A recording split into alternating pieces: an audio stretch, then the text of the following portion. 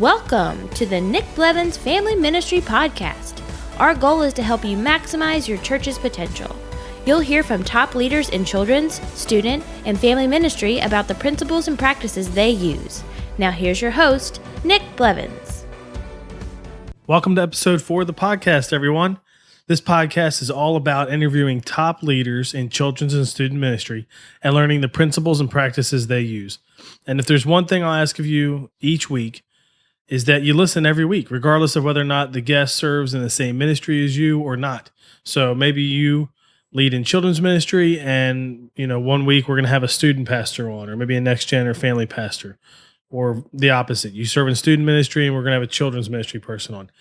I would say listen every week because 95% of what we talk about is going to apply to your ministry as well. And to see what I mean, you could just listen to episodes 1 and 2. In episode 1, we talk with Elle Campbell about small groups for students and partnering with parents, and it's all about student ministry. But I guarantee you, 95% of what we talk about can apply to children's ministry as well. And the same for episode 2, where we talk with Frank Beeler, and it's kind of a children's ministry specific context.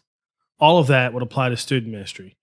And today's guest on the podcast is famous in children's ministry world, and it's my friend and mentor, Jim Wideman. In my mind, Jim and Sue Miller are pretty much the founders of children's ministry. I don't know what you think about that. I'm sure I'm leaving some awesome pioneers out, but they're the ones who I've known. They're the ones who did so many great things long before anybody else. And so many of us have taken our cues from them. Now, if you're a student pastor, don't skip out on this episode. In fact, what we talked to Jim about actually applies to anyone serving in staff or a volunteer role in a church. It's probably a little bit more, for staff, but certainly anyone that's in a place where they're not really sure if they should stay or they should go. It might even be you're listening and you volunteer in family ministry somewhere, and you can apply this to your work, your job there. So it's really, really helpful. And Jim just has decades of experience and great insight into this important question of should I stay or should I go? So let's jump into the interview with Jim Wideman. Well, today I have Jim Wideman on the podcast with me. Welcome, Jim. Hey, it's great to be here, Nick. Jim, I have to say, I usually tell other people that you're like the patriarch of children's ministry. I don't know if that is okay or not, or if that's offensive, but I usually say that because you've done this for a while, and I feel like you helped make a lot of it what it is today. Yeah, the cool thing is I had no earthly idea I was joining a movement. I just wanted to help my pastor. Yeah, that is, and it was, I guess you're right. When you joined in, you didn't know what was going to become of it. But man, is it so different today probably than it was, I don't know, when you started. Yeah, 42 years ago. Yeah. So tell us about yourself a little bit. For anybody that doesn't know you, I can't imagine that's many people, but for anybody that doesn't know who you are, your family, and what you do now. That's great. I'm Jim Wideman, and I have been a part of KidMin since the middle 70s. And like I was saying a minute ago, just wanted to help my pastor. And, Nick, if you ever did drugs in the 70s when you came to church, they always stuck you in the youth group. So, because I'd done a bunch of drugs, had a bunch of hair, they just stuck me in the youth group. And so I was in the youth ministry leading worship one day, and the senior pastor came over and said, Jim, put your hair in a ponytail, grab your guitar, get your Bible, and go to children's church. The lady just quit. And I didn't really know what that meant. But I went, and it was the longest month I'd ever spent in an hour and a half. It was just awful. And I had 7 kids, and they just kicked my butt all over that room. And it was, 6 normal kids and a little boy named Bubba. And I talk about that in some of my books. But again, I just started in children's ministry in the early days. And my pastor, I asked him after that first day how long I was going to have to do this. And he said, until God raises up somebody with a vision. And so, after working with the kids a few months and just seeing what all the Lord was doing, and the more I read my Bible, the more I prayed, the more I felt like I was the somebody he had raised up to do children's ministry at my church. And, like I said, I had no earthly idea that this was going to be anything other than this children's class. And back in the day, in the middle 70s, you can imagine there was nothing to buy. And children's ministry was really looked at as a blank slate. And I miss that so much, because today, with all the stuff to buy and all the stuff that you go and people say, do it this way, do it this way, do it this way. It was just a big old blank slate. And I got to help invent some of the things that we do in children's ministry today. I'm the first guy that I can find that did 4th, 5th, and 6th grade pre-youth ministry. And it's mainly because in 1977, there were 3 girls in the elementary school closest to my church in the 6th grade that became pregnant. And I was in the state of Mississippi, and, Mississippi leads the nation even today in unwed pregnancies under 13. And I just knew children's church wasn't going to cut it. Yeah, they weren't talking about that, right? I mean, that wasn't a conversation. They weren't talking about that. And I needed to get these older elementary kids and talk to them about, hey, you need to know, be not equally yoked to unbelievers. When that first note is passed, I like you, do you like me? Circle yes or no. And so, it was just a place to, these little girls in Mississippi. Mississippi, the girls are so beautiful. They redshirt Miss Americas. I married a Mississippi girl. Yancey, my oldest daughter, she's a Mississippi girl.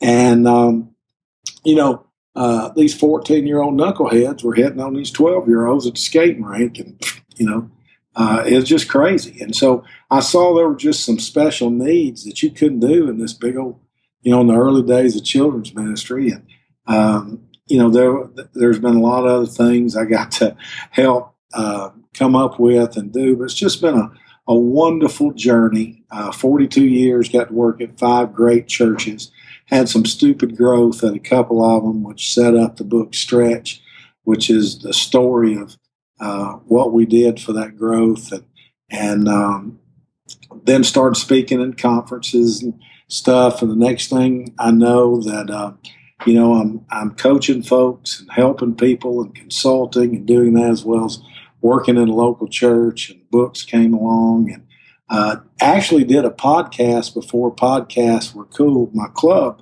is 24 years old, and we've changed it. Now do that on iTunes and give it away. It was a paid thing, kind of like Maxwell's Leadership Club in the early days. But did you have cassette tapes? Did you ever do it back? Did I have cassette tapes? Nice. I rocked it with cassette tapes. When I tried to move it to CDs, there were people that told me that would never go over. Oh yeah, that wouldn't last. And then when I tried to move to MP3s and digital downloads from that, even I had a bunch of people said that would never last, and that was the mark of the beast. All this Who Shot John. Mark of the Beast. That's pretty harsh criticism. Yeah, it's probably fine to just let them stay back with their cassette tapes or CDs. You have to remember, I was kind of a puppet guy. When I started that, I had done a bunch of projects and things for puppets and helped, went into leadership from Puppet Land, and all the puppet people got mad at me. Oh, and that's not good. So, but there's worse things you can get mad at somebody for. So. There are horror movies about puppets going bad, so they probably had some good threats. It's kind of crazy. But, so that's me, still helping folks and launching. I'm an Orange thinker and launching a new company as an Orange partner with my good buddy Matt McKee. And we're just having fun, loving on Kidman folks. I have 2 grown daughters. I have 1.5 grandsons. I got one. 1.5. Yeah, one's downstairs, and he's 5, and he's going to the hockey game tonight. Go Preds! That's fun. And so he's downstairs, and then the other one is in the studio in his mama's tummy, and she's working on a new Kidman worship project, and he will be born in July. That's awesome! Congratulations! So, yeah, I started out with girls and ended up with boys. I thought you married boys. I didn't know you could have them. So, it's been a lot of fun. And Julie and I have been married for 38 years, and it's just fun being an empty nester. I remember why I put a ring on it. And so nice. That's good, because sometimes you get to that stage, and if people have invested in their marriage, it doesn't work out like they'd hoped, right? But for you guys, for us, I can't, being a part of the family ministry movement, I can't imagine people talk about family ministry without building strong marriages. Yeah. And, I don't know. And that's one of the things that we've even changed at the churches I work with, the whole child dedication process, just to let parents know that, hey, what are you going to do to work on your marriage while you're raising this child? And, little marriage ministry stuff. You need to have dates with your wife the entire time, not just when the babies get bigger. Yeah, definitely. And because if you're not careful, you have to be real intentional, right? Because if you're not careful, it is easy to let all your time go to your kids, or to maybe if you're a workaholic, your job. Yeah. Right. Or both, Yeah. Yeah, true. So you and Matt started Next Gen Staffing Solutions. Yeah, Next Gen Staff Solutions, and our website's nextgenstaffsolutions.com. And you can go there and check out. We basically do three things. Number one, we're a place to help Orange thinkers find some great Orange churches. So if there's any candidates or folks there, we want people not to just have a job, but be able to keep a job. And, I had the privilege of working at Church on the Move for 17 years. And you can just get so much done if you're not changing every few years, starting over, just doing the same old thing. And that's the first thing. The second thing is we're doing personal searches for churches and offer 3 different packages. But we only do children's ministry, student ministry, and family or next gen ministry searches. We don't do all the other things. We stay in our wheelhouse. We dance with the girl that brought us to the dance, and that's Next Generation Ministries. And then we also have a job board for those that say, well, my budget, I realize that finding somebody for me probably is the best thing, but can't afford that right now. And so we have a job board, and we're really excited to have churches place to place their needs for kids and youth and next gen folks on our site. And but we're excited about this new company, and already today, it's just been so busy. And so I'm excited about being able to help churches on a broader scale in their staffing areas. Now, this is brand new, right? This year, you guys just get rolling. Yeah. Somebody asked me, we kicked it off at Orange Conference, and somebody said, how long have you been doing this? I said, well, as a company, 8 o'clock yesterday. So we're a whopping 2 weeks old. That's awesome. Out there, and already have been able to connect with a lot of folks. And it's just, it's really exciting. I've been, when I'm consulting, and because I have lived in children's ministry and youth ministry world. It was like every week somebody would call and say, do you know anybody? Do you know anybody? And that was churches. That wasn't even the headhunters. And so, it was last year on the fall tour, Reggie asked me about helping a church find a kids pastor. And we filled it in about a month and a half. And then I had a couple of other searches, and I did those real quick. And Reggie said, where did you find those people? And it says, just people I knew, people I'd coached, people that I knew. And so we started talking about this process and talking about how to do it. Orange gets bombarded with people, looking for a job, as well as folks looking to hire somebody. And we said, why don't we just do this thing together? And so I'm so excited to be a part of this new operation. And we just want to be able to help folks. What's crazy, Nick, is only 10% of people that are hired by an interview only stay more than 2 years. And when I started reading that, and, when I started coaching and doing Infuse, and when the Lord told me I was going to spend the rest of my life putting into younger children's and youth ministers, I went and got certified, because all these people will lose a job, and then next thing you know, they just call themselves a coach. And they didn't get any certification or find out anything about it. And I went and got certified as a life coach through Laurie Beth Jones' organization. I had a friend that was a trainer with them, and they'd come up with a profile that was really based on loosely on DISC stuff, but it took it a step forward. It was the most modern. DISC is 50 years old now. And I didn't know that. Wow. Yeah. And so it's over 50 years old. And like Myers-Briggs is even older than that. And you look at all the testing and things that a lot of people use, it's old technology. It's like telling somebody you have to use a palm for a phone and, or go back to the bag phone. Fax it to me. Yeah. And so it's one of those things that the path element profile was different than DISC because it didn't just most like you, least like you, but it measured your secondary strengths. And to me, when you're in the battle of your life, you're going to use every strength you can get your hands on. You're going to lead with your strengths, but those secondary strengths can help you. Anybody that's watched Rocky knows that it's not just punches to the head, punches to the body, make a difference too. And so that's what I like about PEP. Well, for years, I've used this and used it for over 10 years. And I kept looking. The people that did the technology for it was a company named Right Path.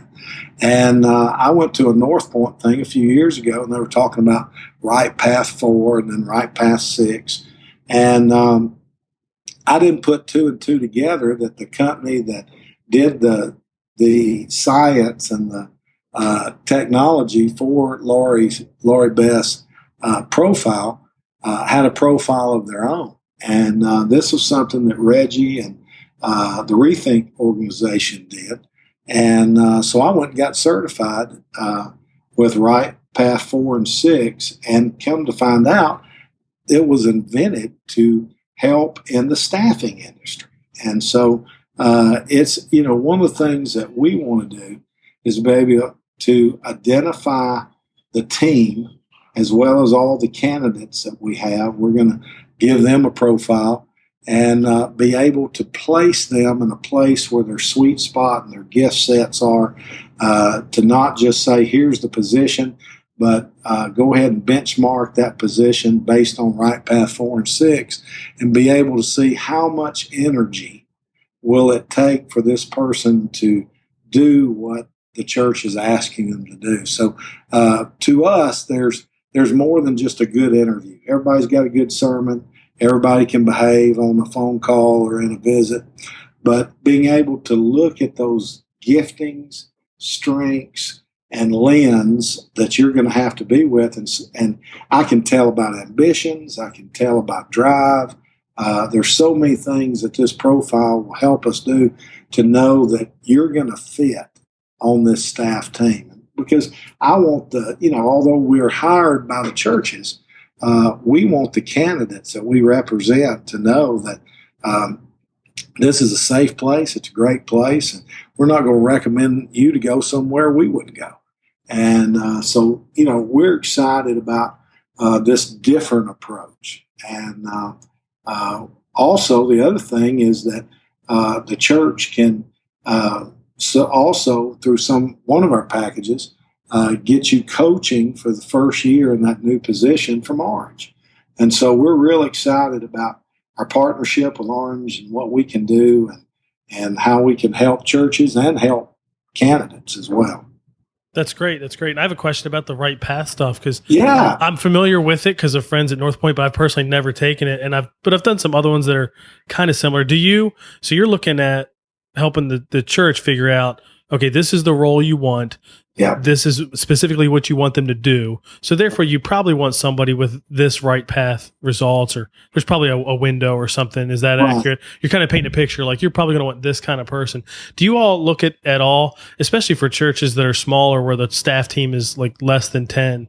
Do you look at like what's on the balance? Like, hey, you need this need in children's ministry. Yeah. But at the same time, you have no one on your staff, I'm going to say, for instance, who is like a systems thinker or an administrative Right. thinker or whatever. And so if you could get someone that would be like that, that'd be helpful. Does that come into Yeah. play, or is it more Yeah, just and about that's the exactly position? what we do is, we'll start off at the church doing an initial assessment and just seeing, the whole culture of the church. But then on our middle plan, which I think is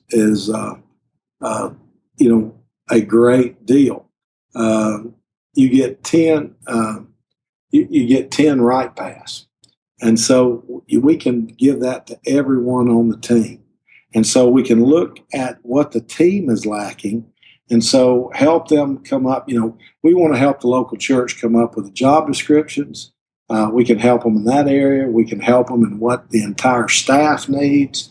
We can advise them about just the gift sets and the strengths that the position they want to be able to do, regardless of the size church. And so that's the thing that makes it exciting. And so we just want to help our candidates win. And so that's why, we are giving all of the candidates that we bring to a church, they'll take the assessment free of charge. That's good. And I know for us, we like the one we did was similar in the sense that you could see everybody's results and we plotted them together. And ours wasn't about hiring someone specifically. It really was just to figure out where we were as a staff. Sure. And there, if you picture a circle, there was a whole quarter missing. There's a whole fourth of the pizza missing. And it was not a surprise, because when we talked about what that area is, it was like, yes, we're weak there. We don't have a lot of staff there. And so we staffed to that. And I think that really helped with growth. So in some ways, what you're doing could even help outside of just hiring that position. Yeah, it's all about building the kingdom and using the local church. And that's the thing that I just don't want somebody to have a job. I want God's kingdom to be expanded. And I have not found anything as effective and wonderful as the local church. It's the greatest thing I know to build people, to reach the lost and to reach a city. And I just want to help churches grow. And so this is, one of the things that when I was doing consulting, again, we were looking at profiles and looking at things. And the great thing is the right path gives me the tools to not only give everybody their own, profile and assessment to look at, but we're able to put, groups of people together, departments, the whole church staff. And I can even give people, like a one page of their direct report. So before you go have a meeting with that direct report, you're able to look at how best to, communicate with that individual. And it makes just a huge difference. And so, what we're trying to do is help churches win. And, that's the whole thing. And in the process, we want to staff them with some great folks.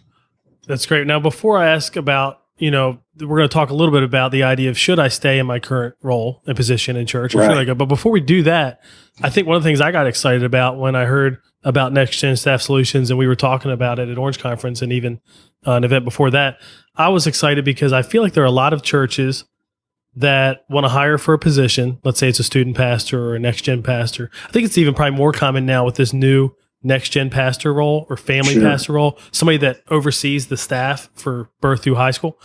I find that sometimes churches don't have great clarity about what they want from the position, or maybe they do, but there's something they're doing as a church that's really going to hurt or hinder the new person from leading well. It could be anything from, I don't even know, anything from how you structure your ministry, what you expect, the kind of, maybe the example might be they want to hire a student pastor and they list all the things they want, and that person has to be Jesus to fill those, they can't do all those things.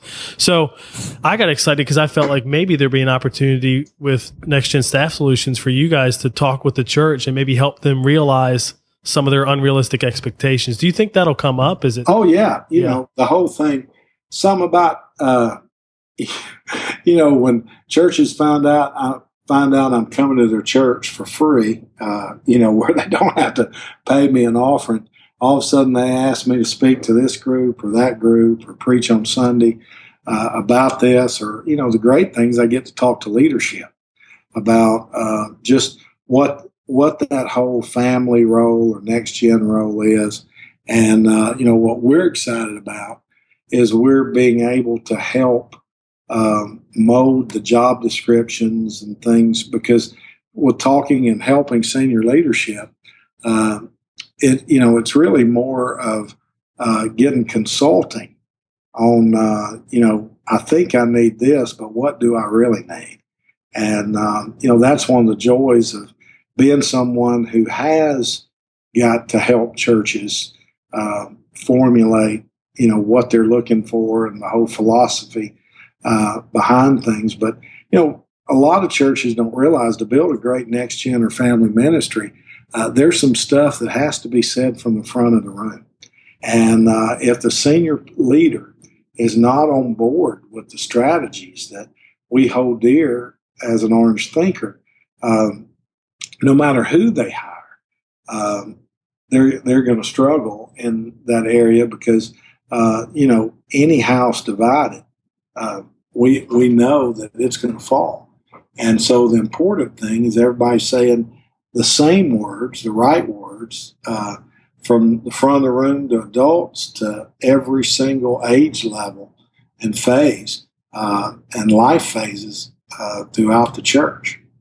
Yeah, and I know you and Matt well enough to know there could be a situation where you work with a church and you talk and meet with leadership and you find out this isn't even good. This isn't even healthy. Like, I'm not putting somebody I know in here, right? Yeah, which is really helpful for both the candidate and the church. And that's our promise, that we're not gonna take on a client that we wouldn't work at that church.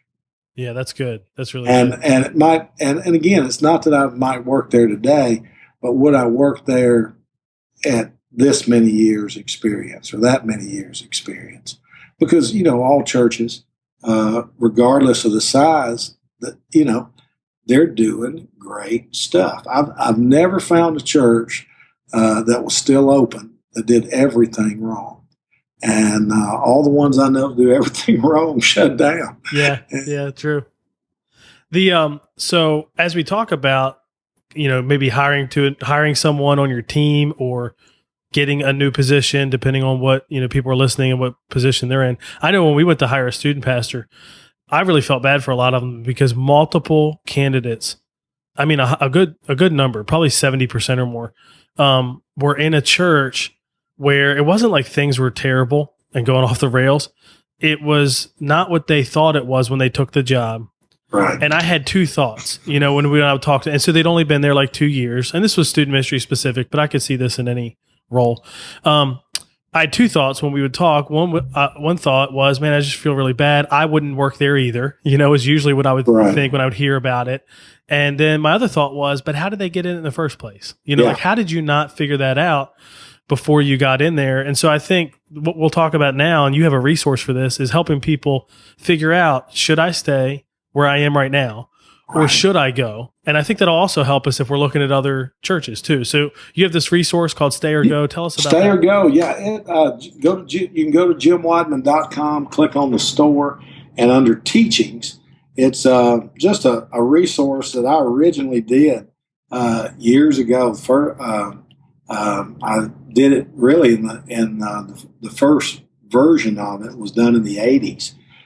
Because I found in ministry there was really three groups of people: those that knew they were in the will of God, and this resource was not for them, and the other two were those that weren't sure if they were in the will of God, and then the ones that knew they were definitely not. And so there's some audio teachings, there's some questionnaires, there's 40 questions that you and your spouse go through to see if you need to stay or go. And, the crazy thing, Nick, is my last two jobs that I left from, I used this questionnaire myself. So what's good for the goose is good for the gander. That's and good. That's really good. Those times I took it, it told me to stay, and other times it told me to go. And,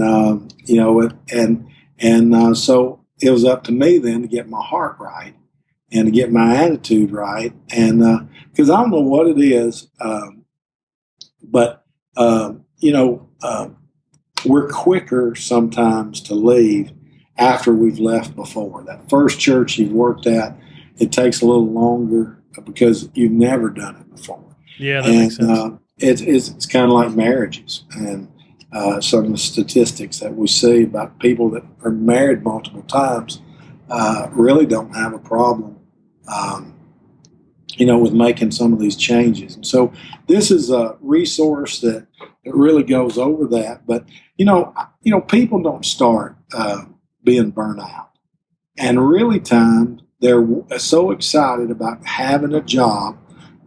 They'll go into a job without asking the right questions. So in this resource, there's 83 sample questions that a candidate should get the answer on before they make a change into a new place. So I think it's a little of both. I think that sometimes people just want a job so bad that they don't use their discernment on if this is where the Lord really wants them.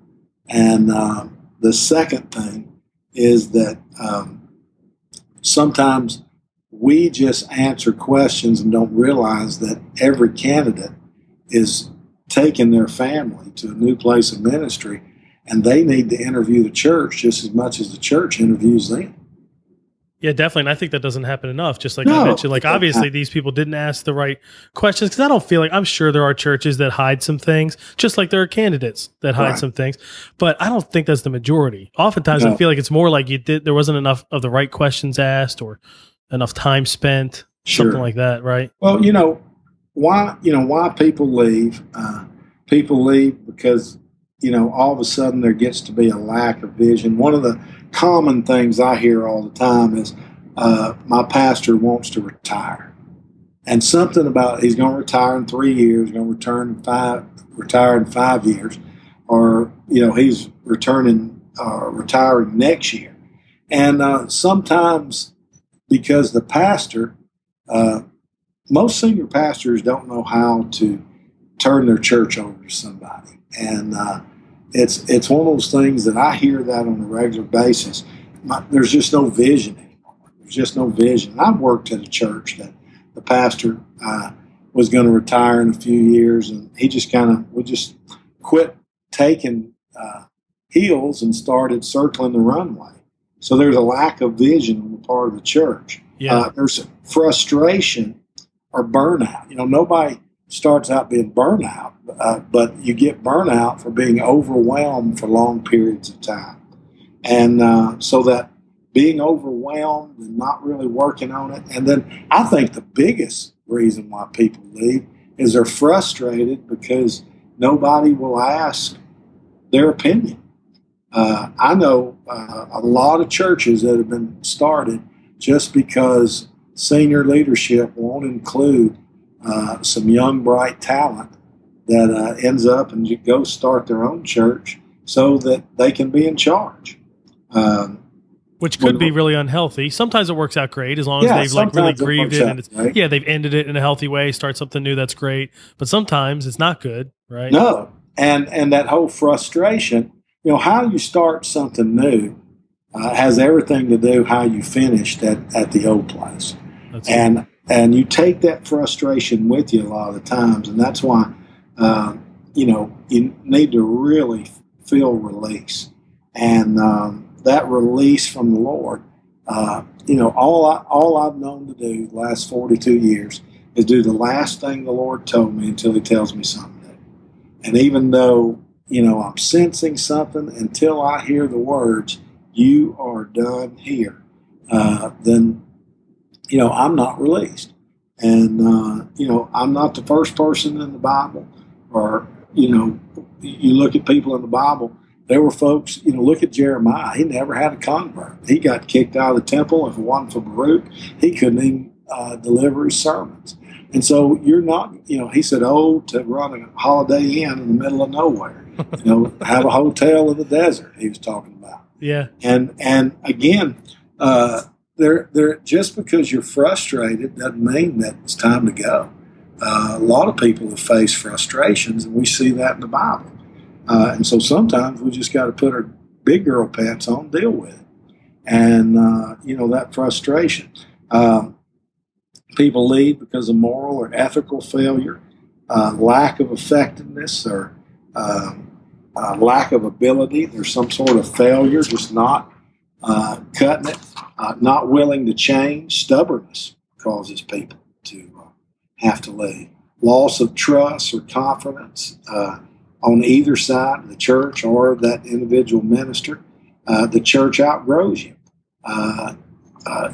I was so blessed when I was cleaning out my desk after 17 years at Church on the Move. I found my original resume, and I looked at that and realized I was not qualified to have the church that I got to be a part of 17 years. Every single weekend, that was the biggest church I'd ever worked at, and I either had to grow and learn and do what I've never done before and be willing to grow, or I could have been passed by. And so it was, the church can outgrow you. Sometimes you can outgrow the church or the position.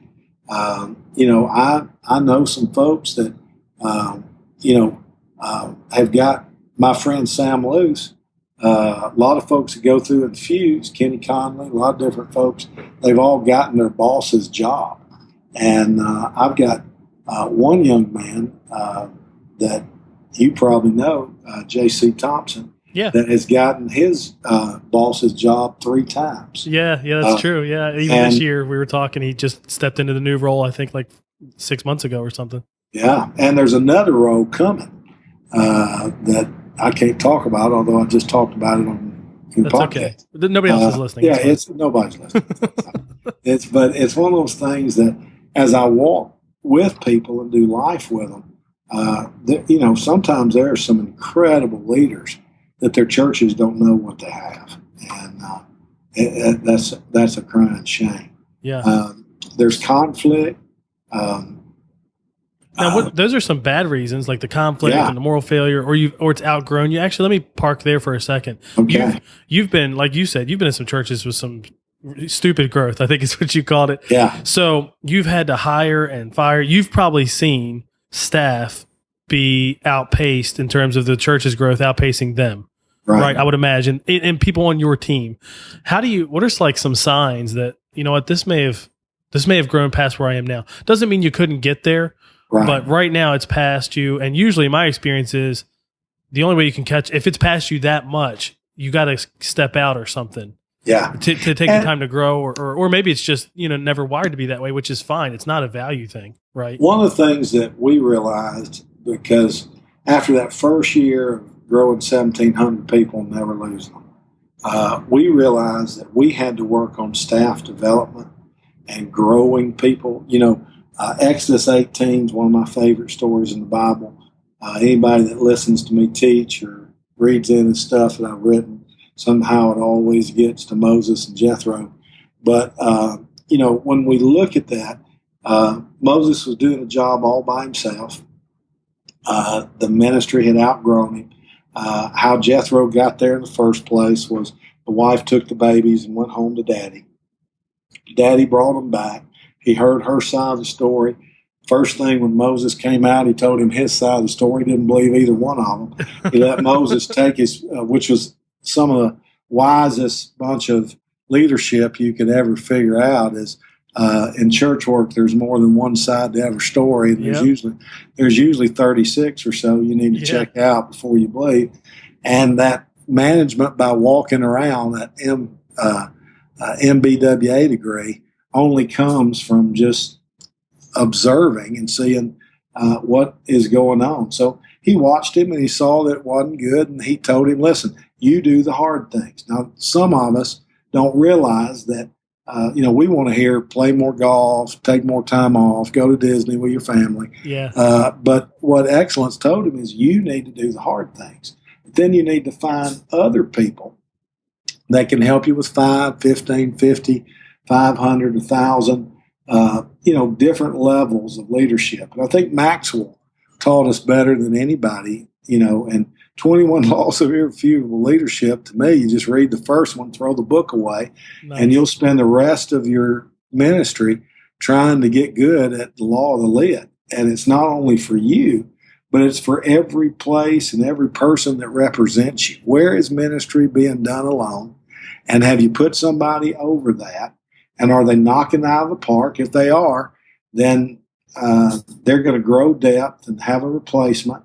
And then you can move them to a bigger place to see, maybe, obviously, they're not just a captain of 5. I think this person can handle 15 or 20 and then 50 and 100. And that's the only thing lacking from that chapter is he told us that there were people of different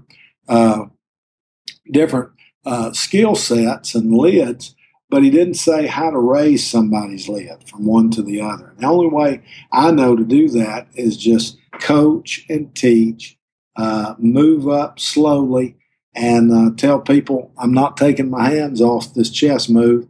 If I have to move you back because you are a captain of 15 and not 25, I want to put you where you'll succeed.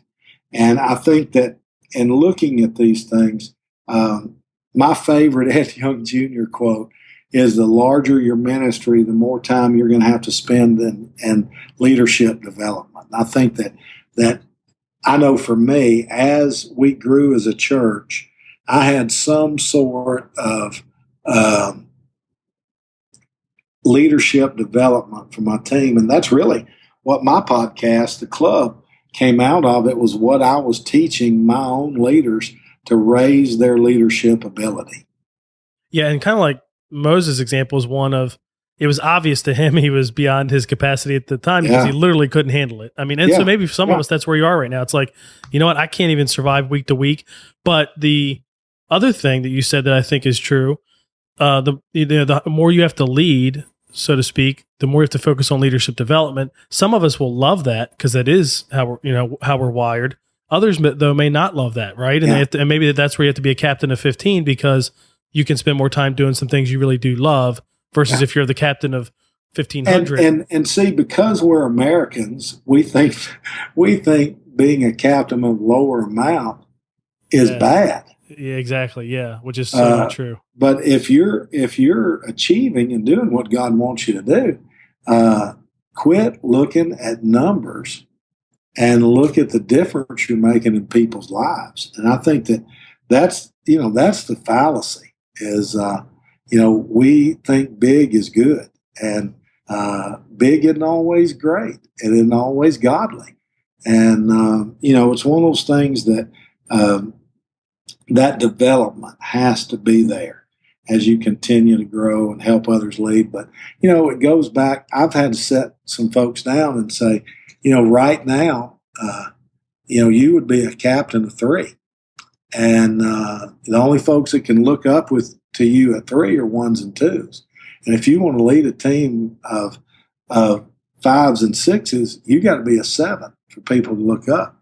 And so I think that, that is so important.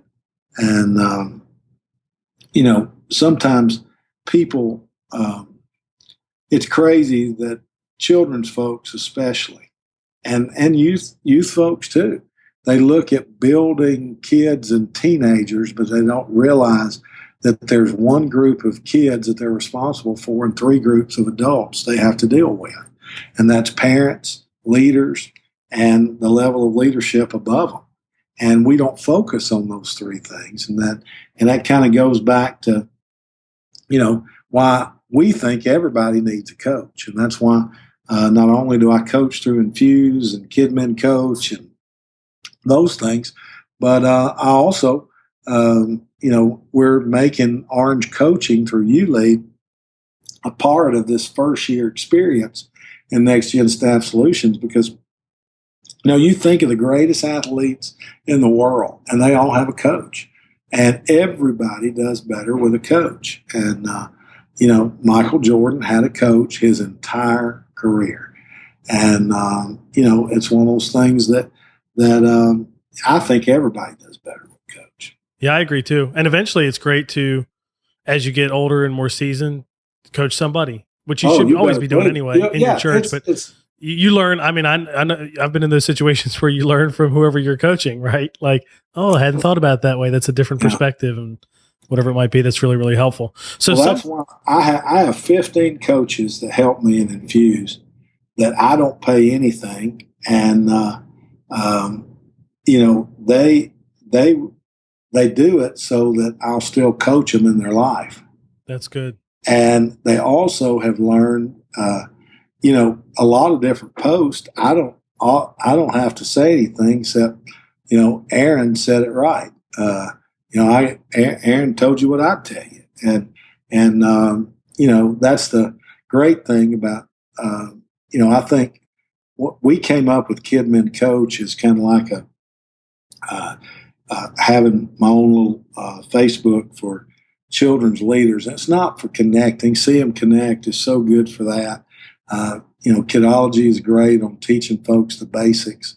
But I just wanted a place where folks could talk about leadership, but mainly after coaching over 400 people in Infuse, I wanted a place for them to give back. So we've got hundreds of blogs all in the Kid Men Coach Talk section of which is a bunch of blogs all living together. And, I wanted a place where the folks I have coached could coach and give back to others. And so if, everybody needs a home, and I was at the place where I needed a home for people that wanted to learn from me and those that I had coached and taught. And so that's why we came up with kidmencoach.com. And so that's another resource that folks can check out and look at. And that's a one-time, you join with a one-time fee. Yeah, you join for life.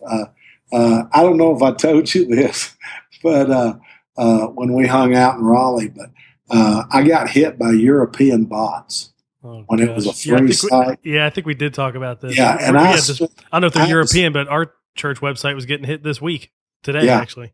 Yeah, mine were all from Europe, and there was like 1 million of them. And it basically cost me more than the website. Oh, yeah, this stuff's to crazy. Get somebody to clean all that out.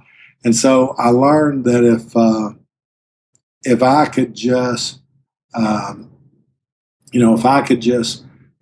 put a one-time payment, then it lost every one of those bots. And so they're not paying you money, so that gets rid of them pretty quick. What is it, like $29? I mean, it's so cheap. It's ridiculously cheap. And then, if they use Get 10 as a code, you can get 10% off that. And, so when you check out, use the coupon code GET10, GET 10, and that'll give you even a 10% discount on the $29. That's awesome. And it's a great site to ask questions and get other input and all that kind of stuff. But last thing I want to ask so as we talk about staying or going, we know the bad reasons why people go. If churches are interested in hiring, obviously I think they should reach out to you at Next Gen Staff Solutions if it's about a family ministry position. But what about the person who is thinking that it might be time to go? Yeah. They're not sure. Like, what are some good reasons? I mean, they can obviously get that resource, Stay or Go, and go through the questions. That would obviously be really helpful. But what are some good reasons you've seen to go that maybe people don't even think about? Like, that's totally okay to go in that instance. The main thing is that you're going because God's given you something new to do. He's put something totally new on your heart. And, the whole idea of, I know a lot of children's guys that their church isn't open to a family structure.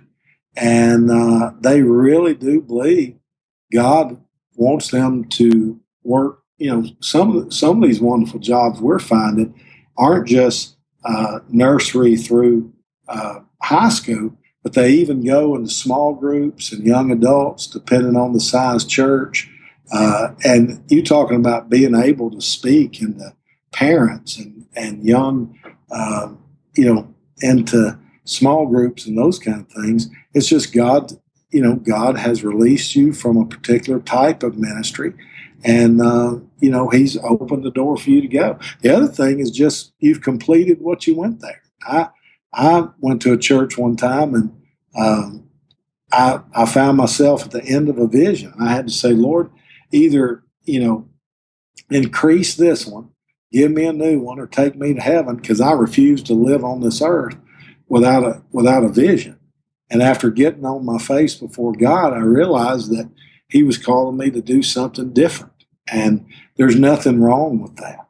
I talked to one of the churches that I'm working with. There was a children's pastor who, another staff member of them, God put it on their heart to plant a church. And so, they're leaving for a great reason. There was they want to go plant a different type of church than what their church would ever be. And it looks like I'm going to get to help that church find a replacement. And, it's leaving a church doesn't have to be bad. Yeah, that's good to hear. Because I think, and even as we serve in a certain role, we feel like, well, we're never done. So how can I leave? Yeah. It's bad if I leave, right? It's like quitting. Well, not really. I always picture it because, having explained this to kids and teenagers and emotional folks, I've always said it's just like the military. I worked at a church in Montgomery, Alabama, where there was 2 times in every Air Force officer, major and above, they were stationed in Montgomery. And it was crazy. I watched these folks. They'd come in, they'd make friends quick. When they left quick. They didn't call anybody back. They left with their mouth shut. And I look at it as we're in the Lord's army. And again, our chief commander in chief says, I need you over here. Now, Paul got moved around all the time, and just point out in the Bible that ministry, one of the things that's different, Nick, now than it was 30 years ago. I never heard a person 30 or 40 years ago say, I would only go to these states. Huh. And and that's something you hear now. Oh, now people don't want to leave family and don't want to leave this and all these different things. And I was in that generation that we dreaded going to chapel at Bible college if somebody from Africa was speaking, because we didn't want the Lord to send us to Africa, and we just knew He was going to.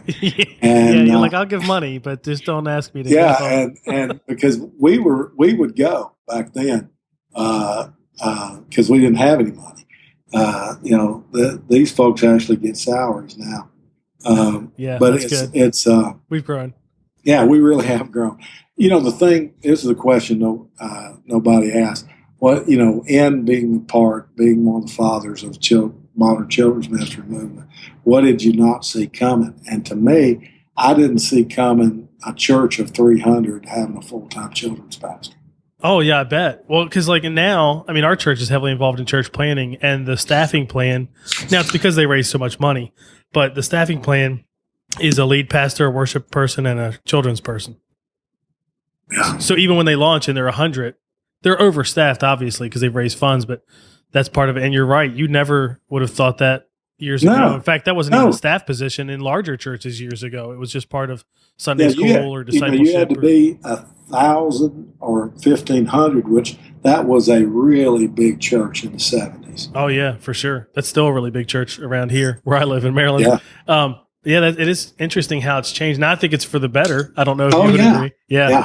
Because I feel like you got to invest there. That's you got to invest there from a staff perspective. I think there was a season there, maybe the 80s and 90s and maybe even the 70s, where student ministry almost got to be like that, right? You go to church to 300, they'd hire a student pastor or an associate that also did that, something like that. And they didn't stay long. And that's the whole thing. I know during those times in the 80s and 90s, the average stay of a student pastor in America was 3 months. Wow. That's crazy. That was a dark time. Well, I guess now it's better. It's still like 2 years or 18 months. It's still not good. Not great. So you would probably say a lot of people, if I just said, what's your sense? Do most people need to stay or go? Do you feel like people are leaving early or are they staying too long? I know it's a mix, but. It's real hard. I think that, I think folks have not searched their heart. And the bottom line is, am I willing to do what I have to do to stay, even though it's a bad situation?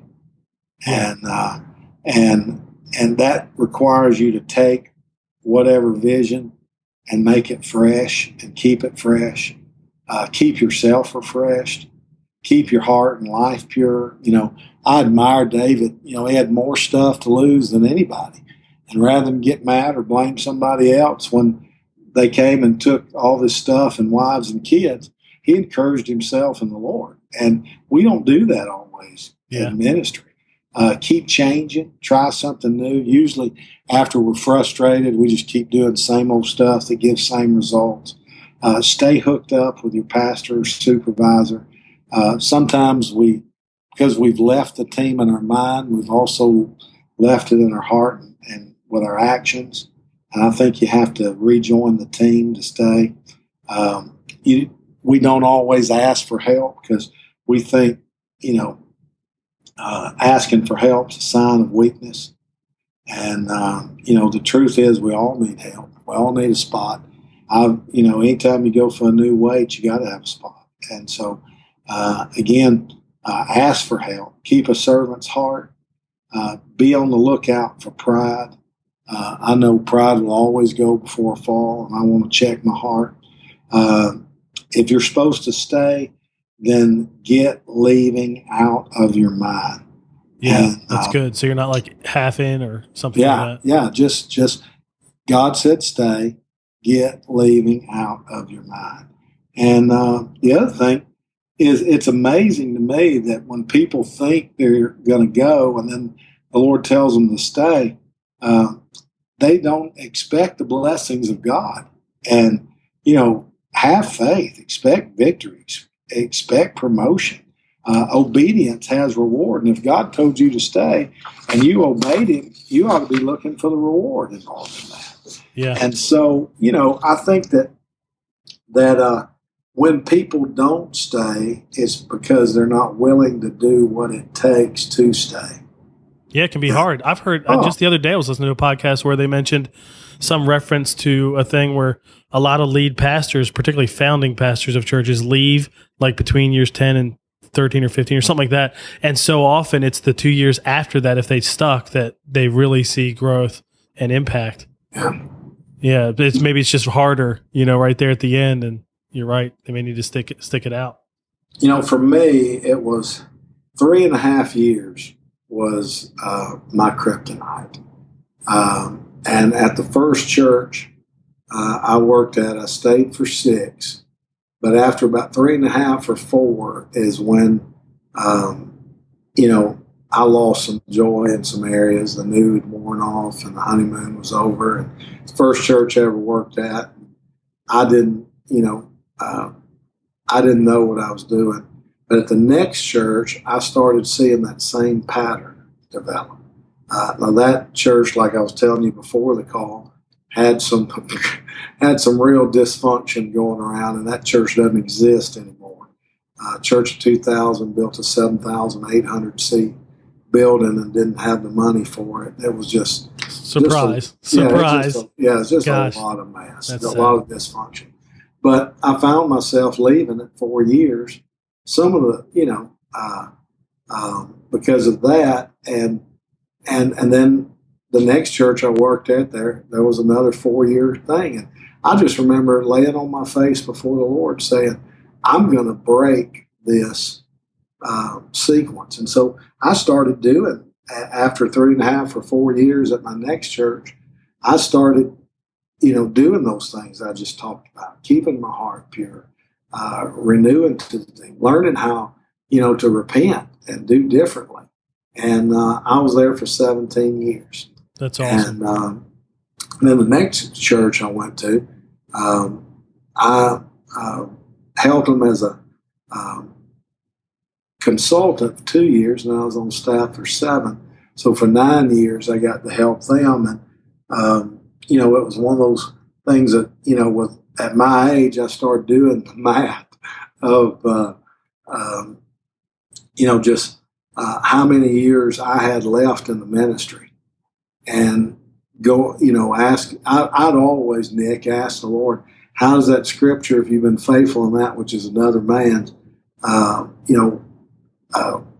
if you're not faithful in that which is another man, God won't give you that which is your own. And I always ask, when you feel to be when you feel like God's called you to be a lifetime associate or an assistant, what is your own? And I realized my own was helping lots of pastors, not just one. Yeah. And so that's what we started doing with Jim Wideman Ministries.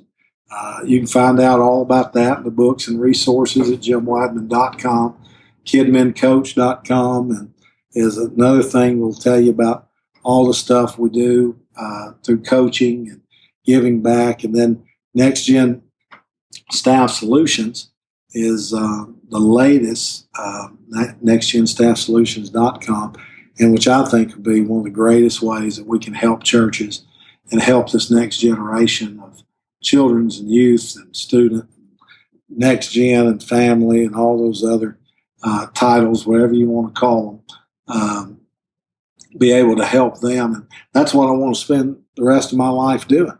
And so that's great. Well, I know you've done it, so much this far. I mean, there's so many people I meet, myself included, who've been an awesome mentor to either virtually through things that we buy and read. I have all your books. Everybody should get all your books. And you referenced the Stretch book.